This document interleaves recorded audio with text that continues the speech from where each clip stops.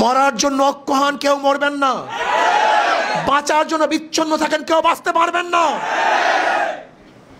ঘরে থাকার জন্য যদি ঘরে থাকেন ঘরে থাকতে পারবেন না, কিন্তু ঘরে থাকার জন্য যদি বাহিরে নামেন তাহলে জীবন ভর ঘরে থাকতে পারবেন।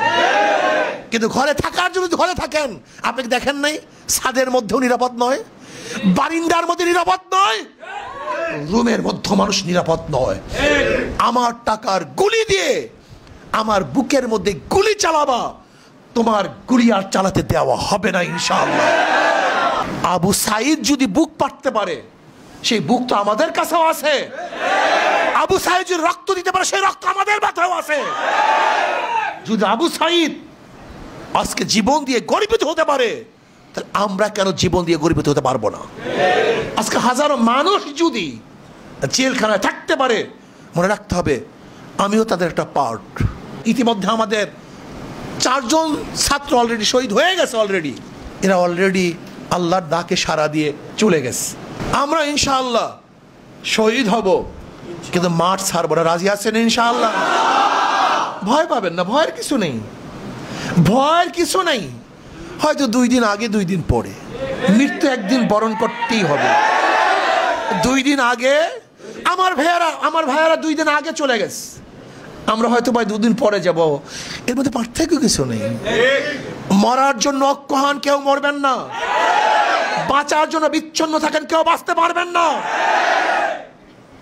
ঘরে থাকার জন্য যদি ঘরে থাকেন ঘরে থাকতে পারবেন না, কিন্তু ঘরে থাকার জন্য যদি বাহিরে নামেন তাহলে জীবন ভর ঘরে থাকতে পারবেন। কিন্তু ঘরে থাকার জন্য যদি ঘরে থাকেন, আপনি দেখেন নাই ছাদের মধ্যেও নিরাপদ নয়, বারিন্দার মধ্যে নিরাপদ নয়, রুমের মধ্যে মানুষ নিরাপদ নয়। আমার টাকার গুলি দিয়ে আমার বুকের মধ্যে গুলি চালাবা, তোমার গুলি আর চালাতে দেওয়া হবে না ইনশাআল্লাহ। আজকে হাজারো মানুষকে অ্যারেস্ট করা হচ্ছে। ওরা আমাদের গ্রেফতারকৃত ভাইদেরকে মুক্তি দিবে না। আমার ভাইদেরকে আমাদেরকে মুক্তি করতে হবে, ওরা মুক্তি দিবে না। আজকে সরকারের সব জায়গায় পেটুয়া বাহিনী সামান্য কেসে রিমাইন্ডে দেয়, যে কোনো কেসের আবদার করার সাথে সে রিমাইন্ডে দেয়। আপনারা জানেন বর্তমানে গ্রেফতার বাণিজ্য কিভাবে চলছে? গ্রেফতার বাণিজ্য আপনি বিশ্বাস করতে পারবেন না।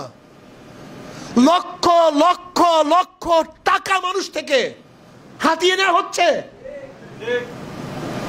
শুধু বলে তোমার নামে কেস আছে, তোমার নামে কেস আছে, তোমার নামে কেস আছে, তোমার নামে কেস আছে।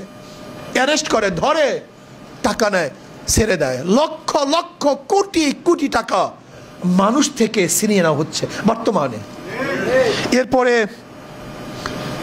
আজকে ইনশাআল্লাহ পরামর্শ করব, আমরা আন্তর্জাতিক তদন্ত চাই, এই গণহত্যার আন্তর্জাতিক তদন্ত চাই, এবং আন্তর্জাতিকভাবে আমরা দাবি করতে চাই এই গণহত্যাকারী সরকারকে আমরা বাংলাদেশে আর দেখতে চাই না, কোনো অবস্থায় দেখতে চাই না। এই গণহত্যাকারী সরকার, জালেম সরকার, খুনি সরকার বাংলাদেশের মাসনদে থাকতে পারবে না ইনশাআল্লাহ। কি সবাই একমত ইনশাআল্লাহ?